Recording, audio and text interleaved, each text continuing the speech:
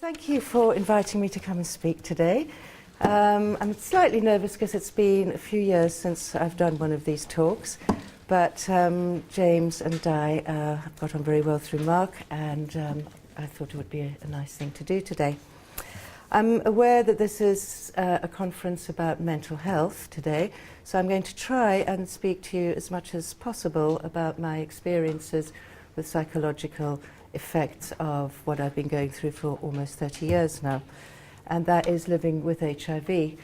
I don't know if any of you know much about HIV. If you want to know any of the sort of technical things, I'd appreciate it if, when we do the question and answer at the end, if you'd like to know more about it then, I'll talk about it then. Okay? Other than to say that it's a disease of the immune system. Right. I was diagnosed in 1986, and that was a time when HIV wasn't actually even called HIV. It was called HTVL3. So there was vague rumours that there was this disease going, an illness amongst gay people in America. There was very little known about it in this country. So the way I was diagnosed was I had gone to my GP, and I'd been diagnosed with cervical cancer. And I was a bit shocked because I'd just had a baby 3 years beforehand, and I'd had a lot of tests, obviously as one does when you're pregnant, and there was nothing that suggested there was anything wrong. My usual GP wasn't there, and I saw a locum.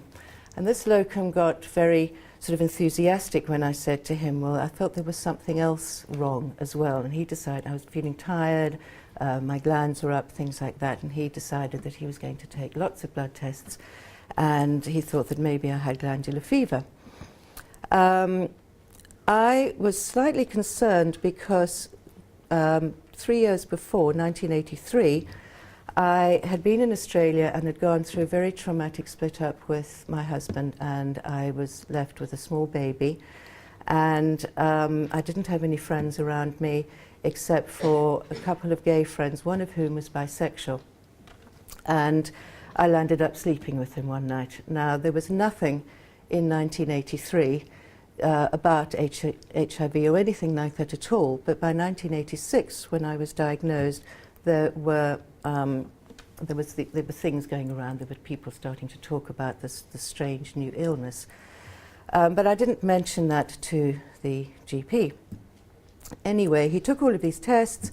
I went back a few days later. He said they were all negative. He still didn't mention the fact that he'd done a test for HIV.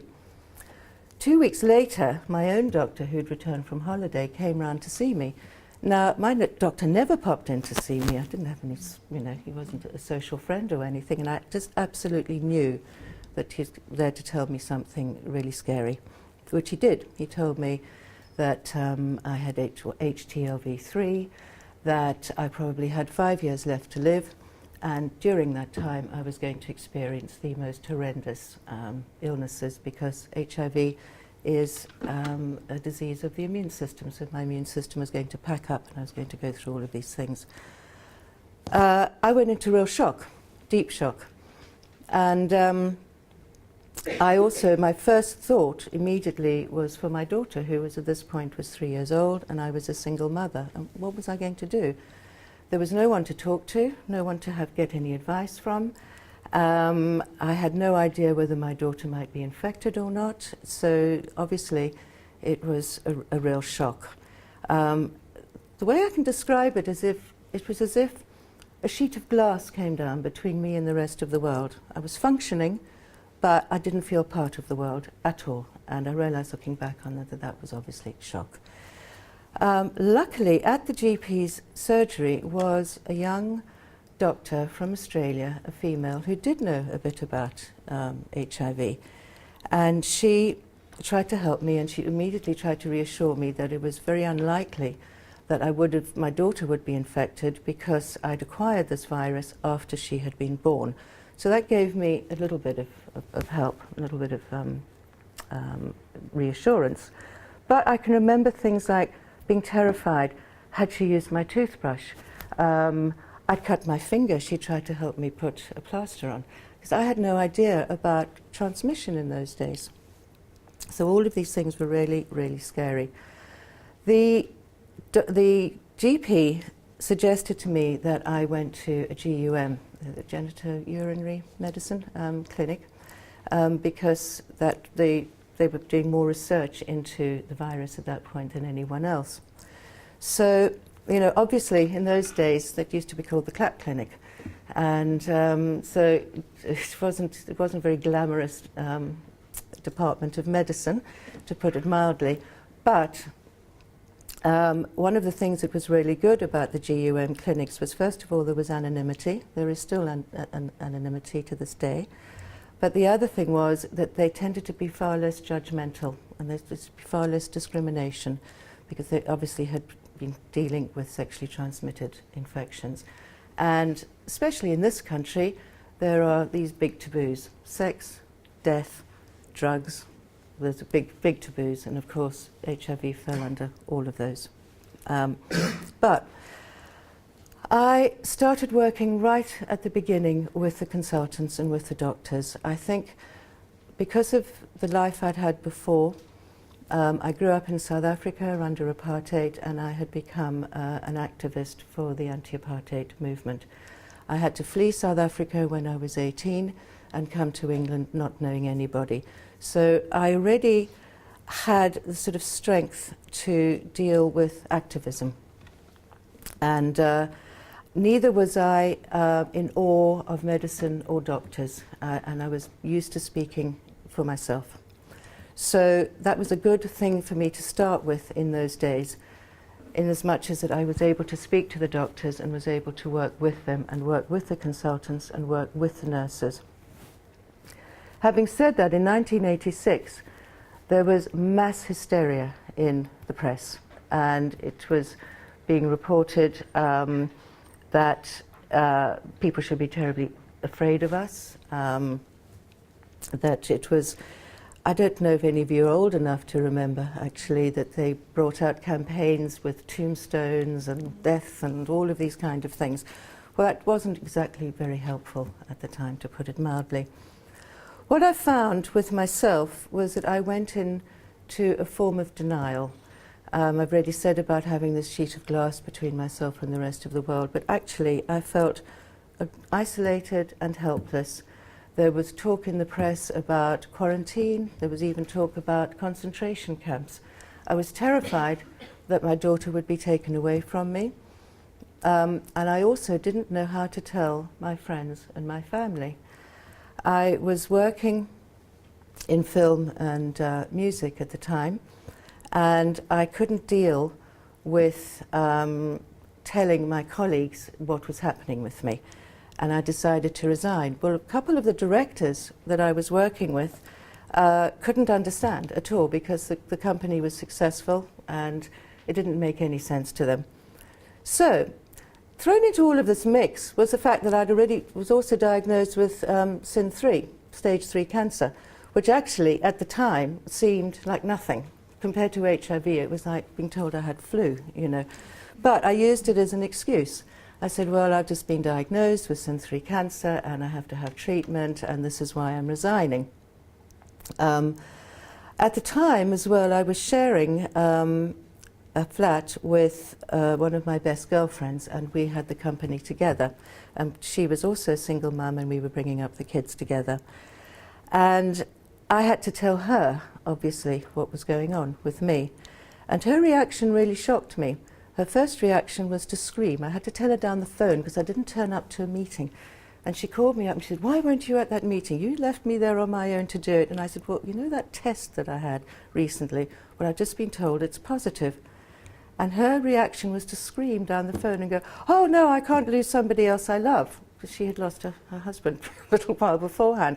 And that was quite a sort of a learning curve for me, because it made me realize I had to be very careful about how I told people who loved me, and how scared they were going to be for me, and how scared they were going to be themselves as well, because obviously they didn't know anything about transmission, and they were going to obviously be thinking, should we be using the same cups, should we be using the same plates, all of these sort of things. There really was complete ignorance in in that time. The other thing that happened and continued to happen, and funny enough still happens to this day, is I could no longer be in any way a hypochondriac. If I mentioned that I felt a bit sick, or I had a cold or a flu or anything like that, people would immediately go, "Oh my goodness, are you dying?" And it was, so I had to learn as well how to tell, how to talk to people. Anyway, the other thing that was happening at the same time was a very close friend of mine who was a gay actor told me that he had been diagnosed with AIDS, and he was dying right in front of me. And I couldn't tell him that I had been diagnosed because I didn't want to worry him. This is all this thing about not wanting to worry other people when you're ill. And that was very, very difficult, to go through his illness and to go through his death, because it was like looking in a mirror, and I thought, this is what's going to happen to me. And I just did not know what to do or who to speak to. I was also, as I say, very, very concerned about my daughter. Her father was in Australia. He'd stayed there. I'd come back to England, and I didn't know how to tell him either. And but obviously I had to, because I had to make plans for what was going to happen to her when I died. And when I did tell him, his reaction was to accuse me of emotionally blackmailing him. Now, that was a real shock, but it was only years later I was able to look back on it and realize that it was his guilt. He felt guilt that I'd become positive, because I was very faithful to him. I would never have slept with somebody else had that not happened. But again, that took years for me to realize, and that didn't exactly help, to put it mildly. And then, out of the blue, I got a call from someone I'd known for years who had been helping to look after my friend who was dying. And she said to me that she was just started to volunteer for a fledgling organisation called the Terence Higgins Trust. And would I be interested in putting on a big fundraising concert for them? Now, she was asking me this because I was involved in film and music. And she had no idea I was positive. Nobody had any idea that I was positive.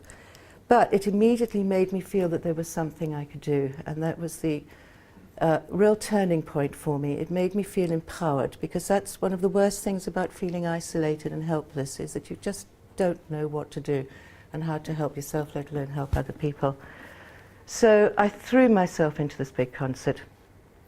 And it was quite interesting, because I had worked for big bands like the Who and the Rolling Stones, and I'd done videos for practically every band you could imagine, so I had personal contact with all these different artists. And as I rang them up, and I rang their management companies and asked them to please perform at this big concert in Wembley, they were all saying, well, they didn't want to be assumed that they were gay, or that they didn't want to have anything to do with HIV and AIDS, but not one of them thought that maybe I was, which was quite an interesting sort of situation. And then everything changed when I managed to get worldwide film rights. And so suddenly they all wanted to do the concert. The whole lot wanted to do the concert. The year before, Bob Geldof had done Live Aid. Bob Geldof came and he wanted to do it. He knew nothing about HIV at all. He just wanted to be seen still as a sort of hero who was going to save the world, etc., etc. But what we wanted to do was to try and inform the public as best as possible about this new virus which was going around, how people could protect themselves, but more than anything else, how to stop discrimination, to stop ignorance, to stop bigotry, and to try and help people with their fears. One of the things that I used to do was I would be sitting in a meeting with a whole load of people in the music business talking about this, and thinking, if I actually turned around and said, you know what, I'm positive, they'd all be looking at their cups and think, oh my God, did she touch that? Is it okay to sit next to her? Things like that. I would be things like on a tube or in a crowd of people, and I'd look around and I'd think, if I suddenly said and announced out loud, by the way, I'm positive, not that they'd know that, they'd probably think I'm positive, I'm, a happy person and I have a positive outlook of life. But at that point, everybody called it AIDS anyway. There was nobody realised that there was a difference between HIV and AIDS. But I would sort of give myself these little little scenarios in my head as I was sitting amongst a crowd thinking, what would happen if I came out with it now? Would they all jump up and run away and scream? It was, yeah, anyway.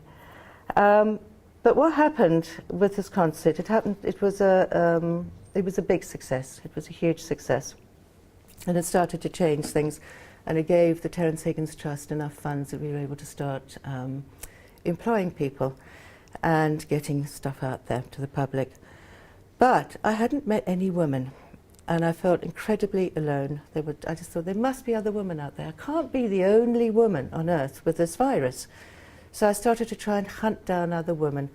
And somebody mentioned that they thought there were a couple of women who were running a support group from their front room, and they gave me a number. So I rang up, and sure enough, there were a couple of women who were running this little support group from their front room.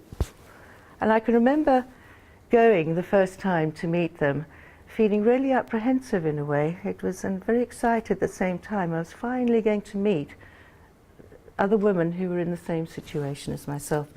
And, excuse me, and anyway, they asked me if I would help them start a charity. Thanks, James. And I said I'd be very, very happy to. And so we started this charity called Positively Women. And it was meant to be for positive women, run by positive women. We did our own posters. Thank you. We put leaflets and posters into every hospital, every GUM clinic, everywhere we could think of. But I remember the lady who first started, who was the very first positive woman that I met. She was a very feisty Glaswegian, and she was quite ill at the time. And I remember coming in and she said, "Oh, today you're doing a talk." I think it was for social workers or something. I went, "A talk?" And she said, "Yes, that's what you have to do now." I had absolutely no preparation. I had no idea what I was doing. I didn't know what I was doing. She said, "And it's this afternoon." And I went, "Right." So I had to walk into this room, a little bit like this actually. And they were, "What do I say? How on earth, where do I start?" And so I just started where I'm doing the same thing as I am today, just speaking from the heart and trying to let people understand that there might be a lot of other women out there who are not coming forward, who are not saying anything, and trying to give them pointers as to what to look out for. But more than anything else, to get them to understand the damage of stigma, discrimination, and ignorance. Well, we threw ourselves into work. We managed to get into with all the different doctors, all the different consultants all around the country. We spoke to every single women's group that we could imagine.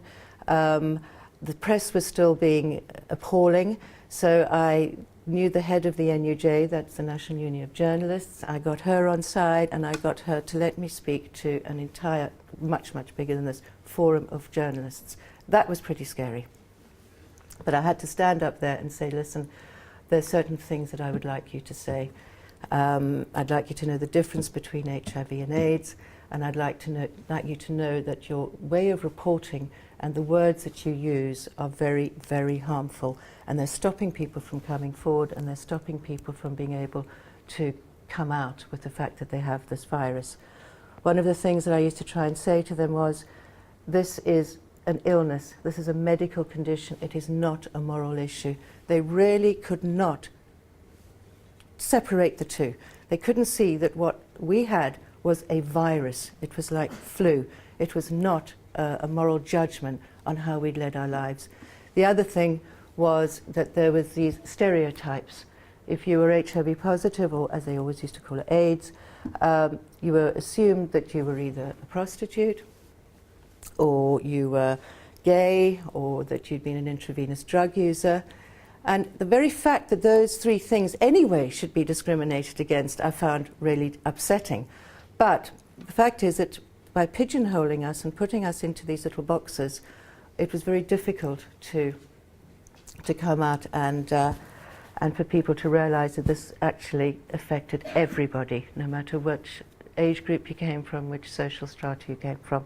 It actually was something that affected everybody. At the same time, we started to we were running support groups, which we call peer support, and I was doing counselling as well.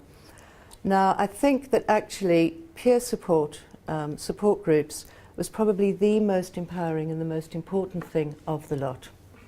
There is nothing to beat sitting down with people with the same in the same situation, with the same condition, and to be able to talk honestly about it in a very safe environment. And that made a huge difference. As funding started to come in, they wanted to separate us. They wanted to do, well, you should have an African women's group, and you should have a gay women's group, and you should have this group and that group. And what I used to try and say was, listen, there's not that many of us, and at the end of the day, we're all women with the same problem.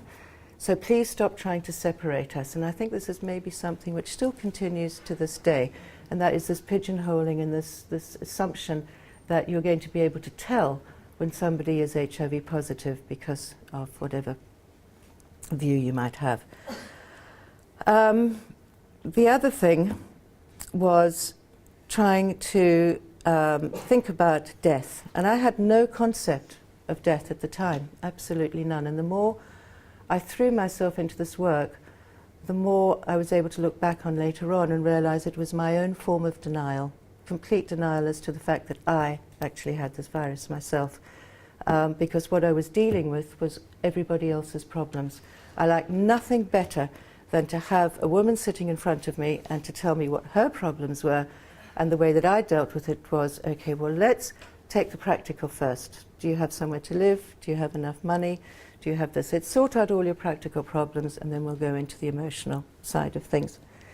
And the more that I did this, the more I was able to completely ignore the fact that actually I had exactly the same thing. And I was dealing with bringing up a child on my own. I was also dealing with the fact that I was in another relationship at the time and having to deal with that, about honesty, disclosure, all of those sort of things. I believed in being honest. I didn't like the fact that I was hiding things. I'd always been a very honest person, and I always am a very honest person, but I was keeping it quiet because my daughter had started school.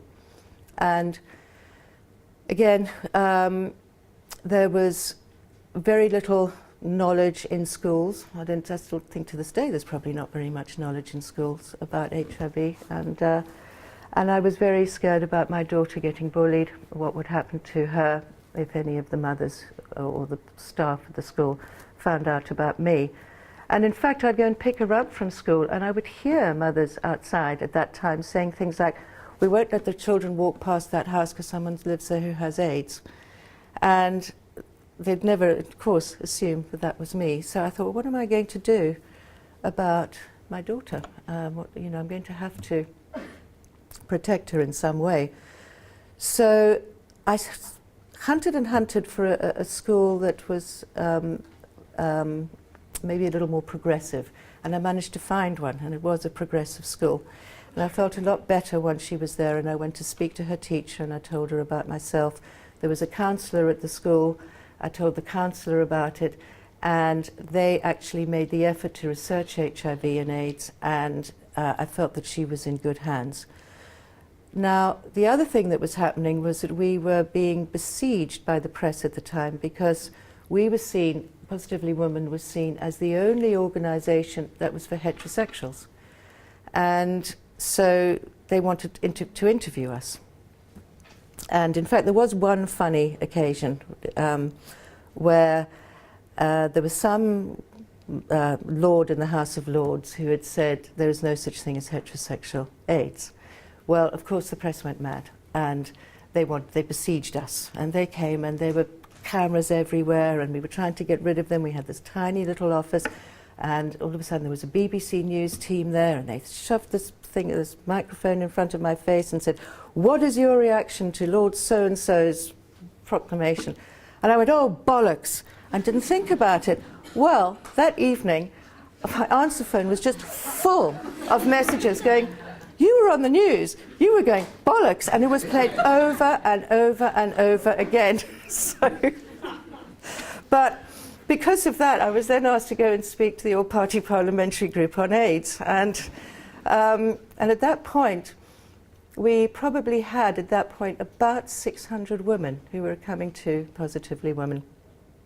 And I said, listen, if all of us come out at the same time, if you all come to this parliamentary group, and when they say there's no such thing as heterosexual AIDS, we all stand up and go, I've got it. Well, no one would do it. I was the only one who would do it in the end. But it was quite a funny story. Anyway, the other thing that I got very involved in was activism, and this is where my having been part of the anti-apartheid movement came in very handy. I was used to activism. I also had a lot of gay friends, and it was the gay community who'd really helped us set up Positively Women. And the fact that they had already had to be activists themselves in things like gay liberation and coming out and all of those sort of things, they could really help us when it came to activism. And it's something which I still very strongly believe in, is activism, and I enjoyed that part of my work. But because of that, and because of doing interviews for the press as well, I felt like I was living this kind of completely double life, because I was doing interviews as the director of Positively Women, and then I do another interview anonymously as a woman living with HIV, but I was the same woman. At one point, The Guardian had me as the director on one page and then as the woman on the other page. So it was all, but I knew it was going to come out at some point, and I knew that I wanted to be open and honest about this. But I was still protecting my daughter. So at the same time, I was starting to burn out a bit, and I was starting finally to get symptoms myself. And because I was working closely in respite centres, and we'd set up hospices and places like that, I was obviously seeing in front of me my own age group and younger who were dying in front of me. A lot of them actually, a lot of you are involved in mental health, one of the things which was very, very scary in those days was something called AIDS dementia. And that was something that I was scared of, that we were all scared of. And the thing with AIDS dementia, I suppose with any dementia really, is it's not something that people are not aware of. They were aware that they were starting to get dementia, and just how terrifying that really was. So we started getting gallows humour. We used to start making jokes about this, and we'd go, well, actually, you know what? We can get away with anything, can't we? We could go and rob a shop and go, sorry, demented. And anything to try and take away the fear. But what was happening was I was starting to get ill. My immune system was starting to break down. And again, I was just denying it. And I realized that myself, and so many of us were denying it. I started getting hair loss, and I thought, oh, it's seasonal. I got a rash, oh, it's this. All of these different things I was able to tell myself, oh, it's nothing, it's this, it's that, it's, you know, but actually what was happening was I was getting very, very ill. Now, at this point I knew that it was going to come out in the press. I had a well-known name, and they love nothing better, the press, than to get somebody with a well-known name and a bit of scandal attached to it. Plus the fact that I had a very honest relationship with my daughter. Now this is another thing that was happening. Because I was told I was going to die, I thought, well, what do I do with my daughter? I want to be able to tell her all of these things and give her the skills to be able to grow up and to have information that will help her. But I also wanted her to have as an enjoyable childhood as possible, to try and find that balance. I remember trying to talk to her a bit earlier on about sex, and some of my friends saying, she's much too young for that. And I thought, well, I'm not going to be around to tell her, am I? And then I was remembering things like my grandmother. My grandmother, who I adored, used to tell me things which I didn't take any notice of when I was a child, but later on as an adult her words came back to me. And I found them really valuable at that time. And I thought, well, even if my daughter doesn't really understand what I'm saying, there might come a point where my words will come back to her. So it was a real balancing act. But I had to tell her. I had to tell her that I was dying. And that was probably one of the hardest things of the lot. So what I did was, because I'd been working with women and children and services for women and children, again, I'm just going to segue slightly.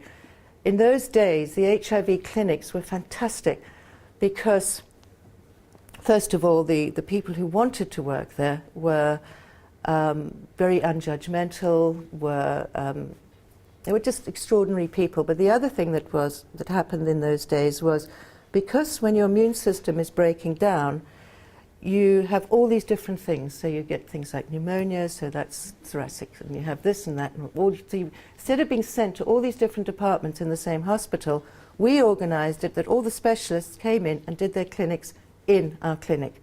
So everybody was working together. And all of the doctors and the consultants and the nurses and everybody in healthcare were working together. And that made a huge difference, really, really big difference. So, of course, what we had in the clinic was a psychiatrist and a psychologist. So I spoke to her about the fact that I was going to tell my daughter, and could I please bring her in to see her.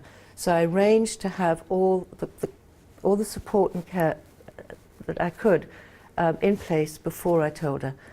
When I told her, her reaction was, "Is there anything that I can do to help?" Now, she must have been about 10 at this point, and I went, "Well, you could help me with a bit of housework." And she went, oh really? So it didn't last very long. But I then made sure that she went to see the counsellor at the clinic and got as much information as possible.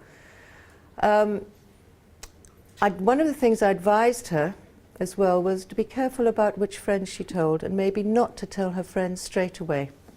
Well, of course, being a little girl and the 10-year-olds, they all have best friends, don't they? And they all share things. So she tells her best friend. The best friend tells the mother. The next thing, it's all right, right through the school. And that was a bit alarming, a bit disturbing. But her class teacher actually was her subject was biology, and she was fascinated with HIV, so she decided to do a class on HIV. And she got all the kids to at the end to say what they thought about it, and then they came to my daughter and they said, "And what would you like to say something?" And she said, "Yes, I'd just like you to know that I don't like you speaking behind my backs. I would rather that you came to speak to me. I'm very happy to give you as much information as you want, but please do it to my face, because it's very upsetting." Well, that really changed things, and actually I was so proud of her, and she became quite an activist, and today she's 30, she has a daughter of her own, and she's still an activist. But that was a hard thing to deal with. Anyway, then it came to my own illness, and I again was trying to ignore it. It's amazing what you can do in your head, isn't it? It's like, no, this isn't me, this is happening to everybody else, but it was happening to me. Now, medication had come along, and it was in early stages, it was going through trials, and from what I could see, there were more people at the time dying of the medication than they were actually dying of the illness itself. And so I was very, very reluctant to take any medication.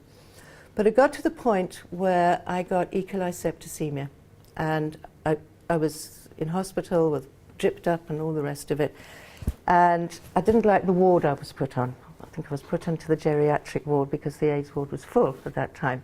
And I remember having an absolute fit and saying, "No, I'm leaving, that's it, I'm checking myself out, I'm walking out of this hospital, I refuse to stay in this ward any longer."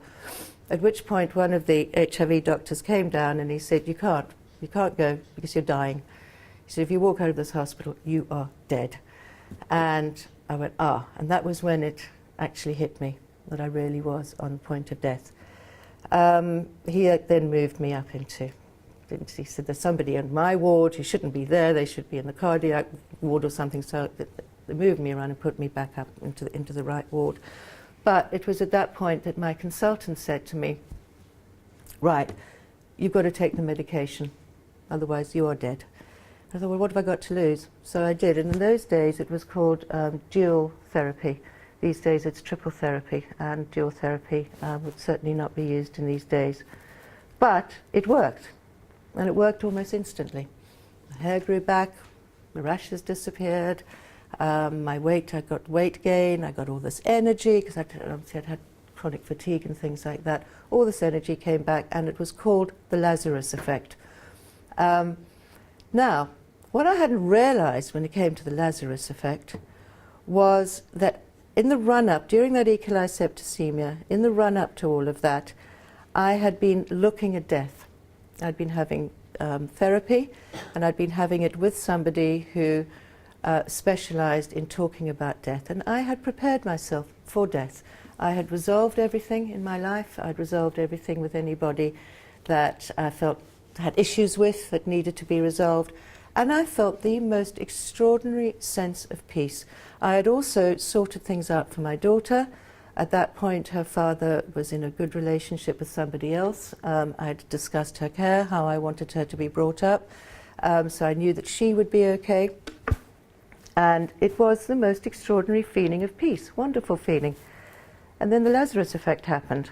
And all of a sudden it was, right, I've got to join the world of the living again.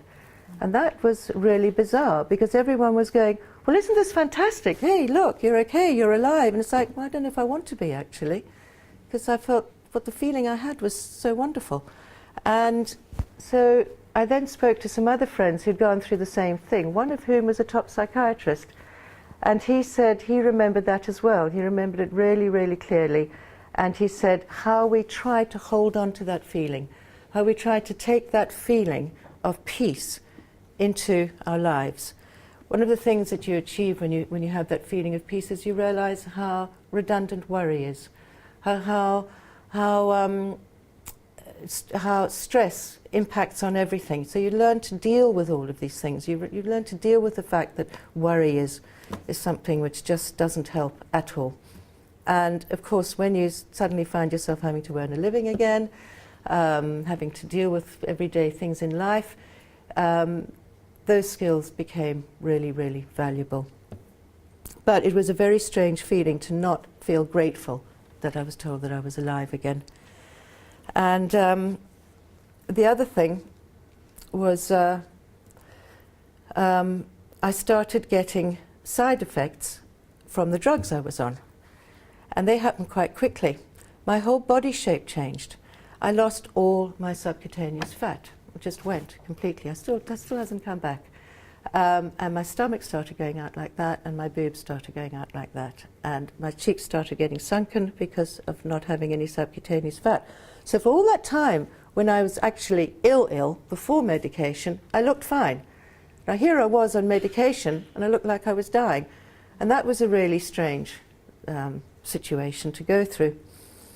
Anyway, it was around about this time, at this point it was about 1998, and I met my husband now, I met Mark.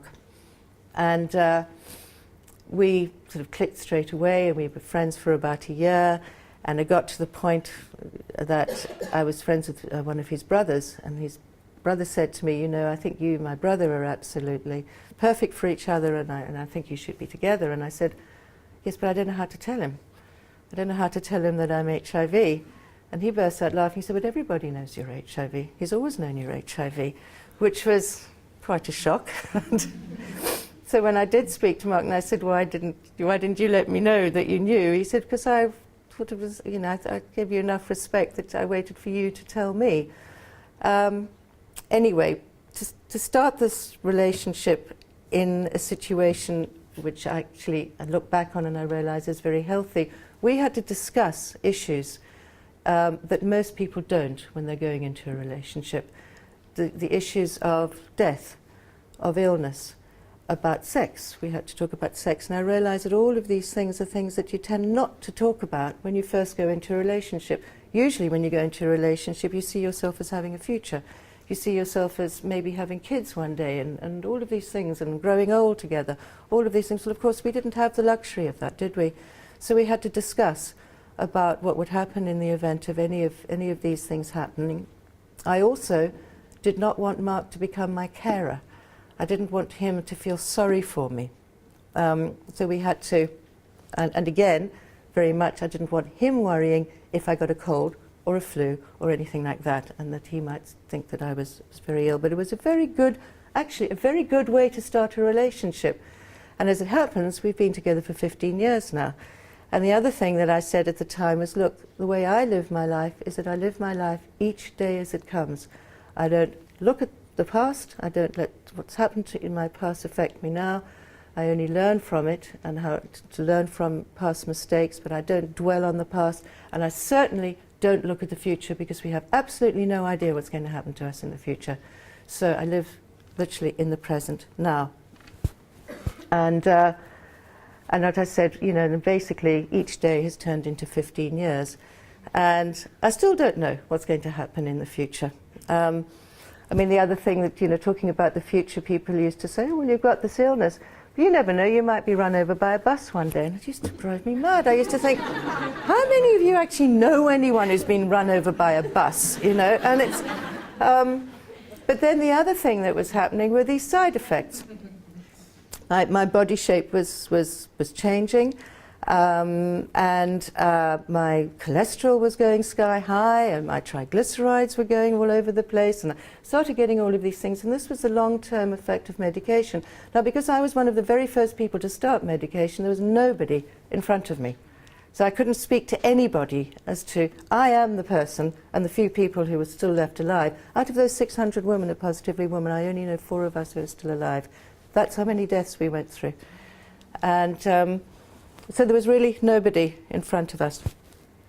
And again, it was, I went on a couple of medical trials, and I went on a trial of a drug which I'm still on to this day, which funnily enough has been proven now, long term, to cause terrible neurological problems.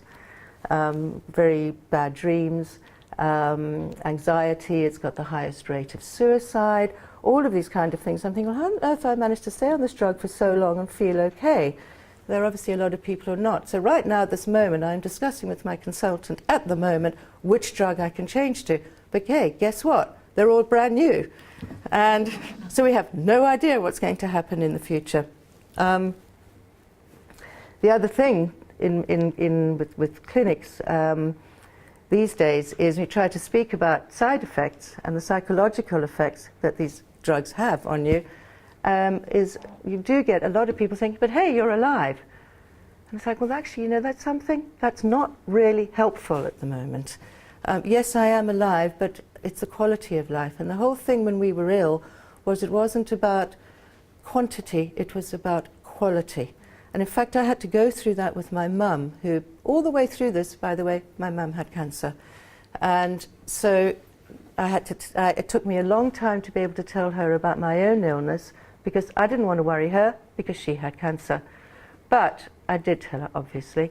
But when it came to her getting a secondary form of cancer, and she didn't want to have chemotherapy, and we had long talks about quality versus quantity. And all of a sudden it turned around, and I was there advising my mum and being able to help her. She decided to go with quality, with quality, not quantity. She didn't have the chemotherapy, and she lasted 5 years, but she had a very peaceful death. So this is again something which, because one of the side effects from the drugs that we have is a lot of them cause cancers. And so I'm having to think to myself now, today, well, what happens if I do get one of these cancers? Do I want to go through all of that treatment? Or do I want to go back to that lovely feeling of peace? And so that's something which I do think about quite a lot. The other thing which these days is no longer in place are all the services that we set up. I actually, when we moved from London and we moved to just outside Salisbury, so I was attending Southampton, the clinic in Southampton. And the consultant there was a wonderful, wonderful man. And he had quite a good team around him, one of whom was a counsellor. And when the cuts started happening, and because the drugs seemed to be working, what was the first thing they cut? The therapist, the counsellor went, as if we didn't need counselling any longer because we were on medication. Hey, we're all fine, we don't need it, we have no mental problems whatsoever. Of course, I didn't take into account that one of the main drugs, which is still one of the main drugs that they give people, is this drug that causes neurological problems, crosses the blood-brain barrier, causes real problems. Hey, no more counsellors, they don't exist any longer, it's just clinical, which I find disturbing. We then moved, and I found myself, the next hospital, the clinic that I attend, is at the Royal United Hospital in Bath. Now, I went along, and Mark came with me, and unfortunately got a registrar, not the consultant. I'm so used to dealing with consultants. And the registrar sat us down and said, I've been, positive all of this length of time. I've been lecturing, I've been doing talks, I've done this. I told her the whole thing. And then she looked at me and she looked at Mark and she said, what are you doing about safe sex? I thought, have you not heard a word I've said? Now, do you know about condoms? I was so shocked that, and then she turned to Mark and she said, now, do you know about PrEP, which is a sort of prophylaxis thing? Anyway, I was so shocked, I just didn't want to speak to her. And so I then, because of my activism or the rest of it, I then left the clinic, called the consultant and said, what the hell was that all about? And so she asked me to go in and to speak to the team. And I said, listen, if somebody, so they said, oh, I'm sorry, this is just a standard thing because we're just used to newly diagnosed people and this is the tick box click, thing that you do. And I go, well, listen to them. Listen to your patients. That's the other thing that actually all the other consultants had said, including David Rowan, who runs the GUM here in Southampton, was your patients will tell you what is wrong with them. Listen to them. And I said, she didn't listen.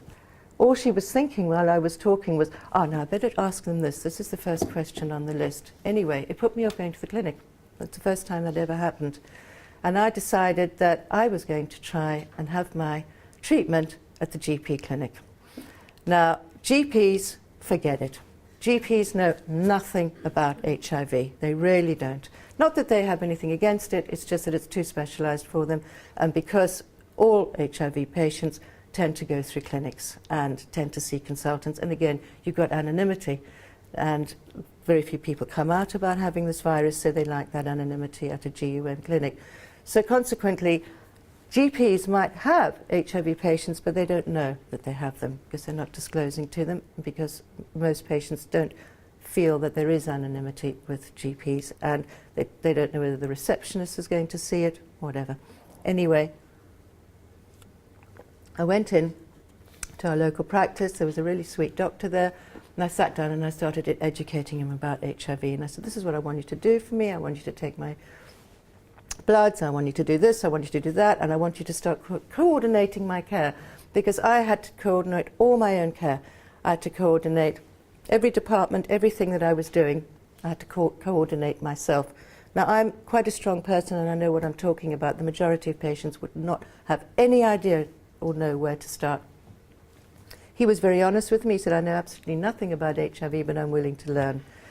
So I tried, but there were things like I'd go and have my blood tests, and then I'd ring the clinic to get my results, and they go, well, we don't have any results. And then I had to go back to the GPs, and I'm saying, when are you sending my blood samples to the lab?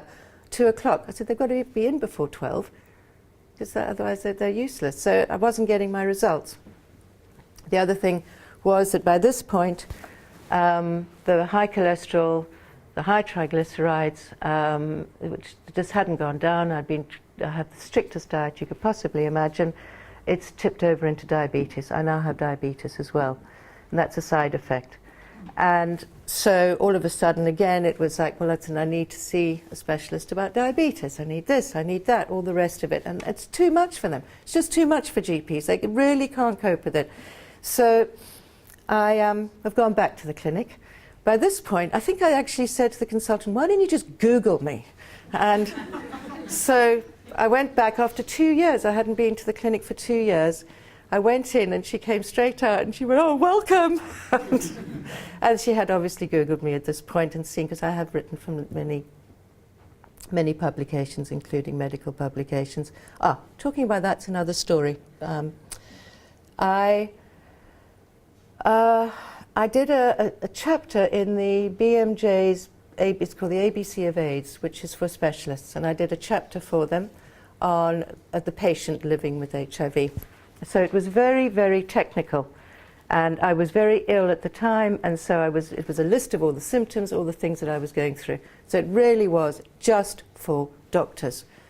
Anyway, fast forward for quite a few years, and I'd suggested to Mark when we got together, because he's a well-known, at that time, was a well-known actor, that he didn't go public about being with me, because I didn't want him to be, you get people to know you as a virus, they don't know you as this person.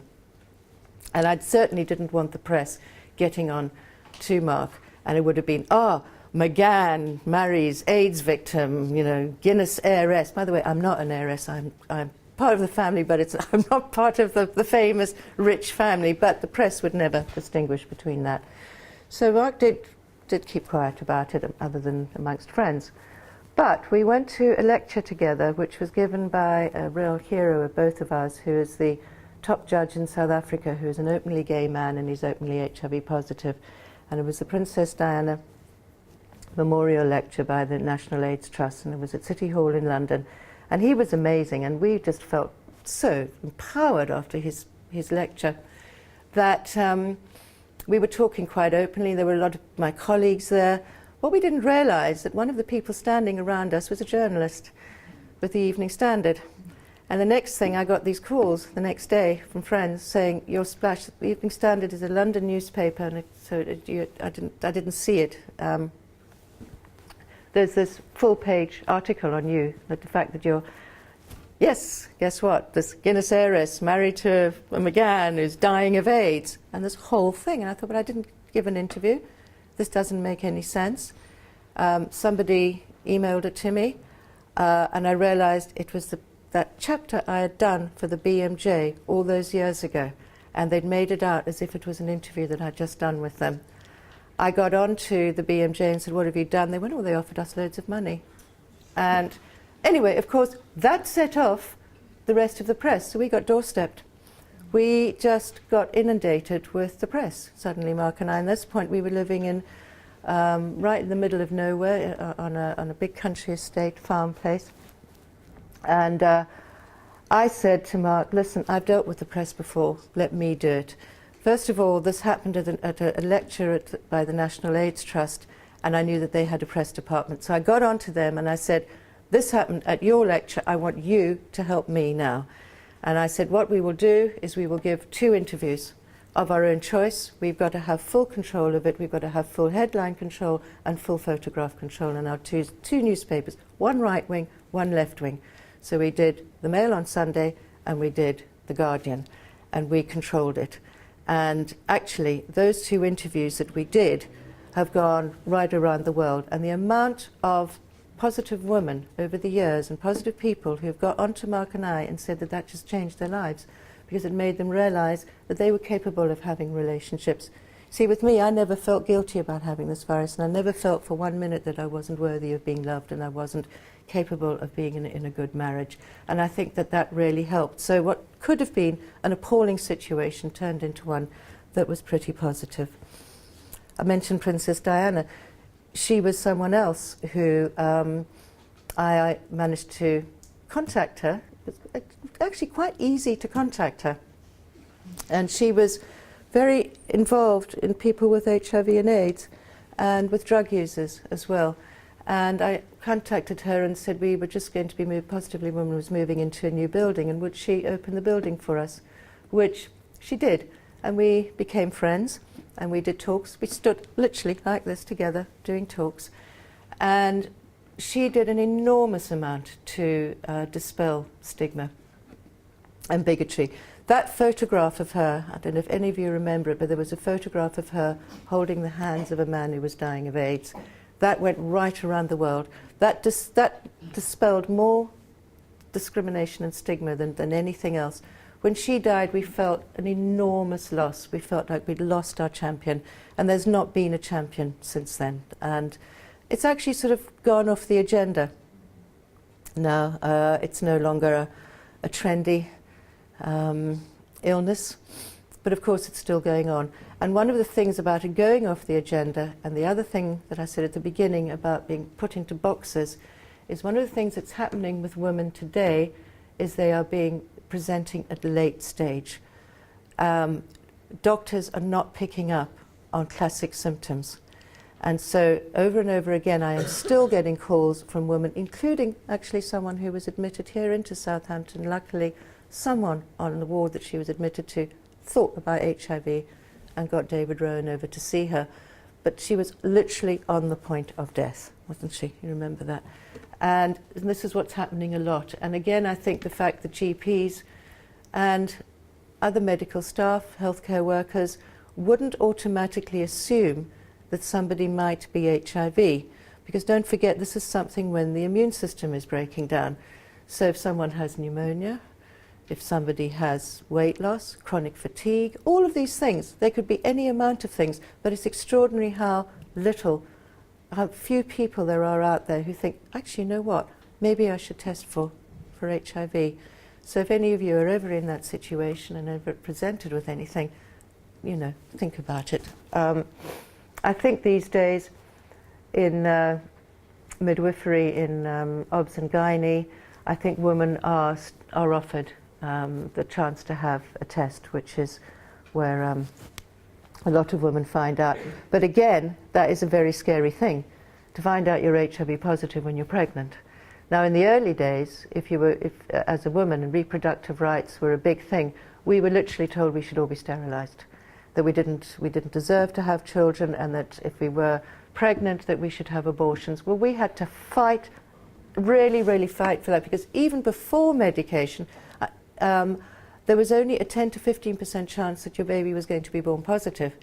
Now, when you tried to point out that there were many other hereditary conditions as a woman that you might find yourself pregnant, which you could pass on, to try and get it in some sort of a balance on it. But again, because of this pigeonholing, it was seen as, well, you're obviously a drug user, or you're obviously a sex user, or, you know, sex worker or whatever, so you shouldn't be having children. Again, stigma, bigotry, judgments, all the time. I don't know what's happening now. I'm 59 now. Most of us have got grandchildren. I'm very happy to have a grandchild. So I'm not sure what is happening in midwifery and obs and gynae, and whether there is any counselling. I don't know, maybe anyone here could tell me. I know anything about it. But again, if anybody is working in that field, please do be aware of it. And I think I've pretty much got you up to date now. It's a lot to try and put from 1986 to 2013 into a short space. So I think I'm going to stop now, and I'd like you all to ask me questions, and I'll try and give you as detailed answers as possible.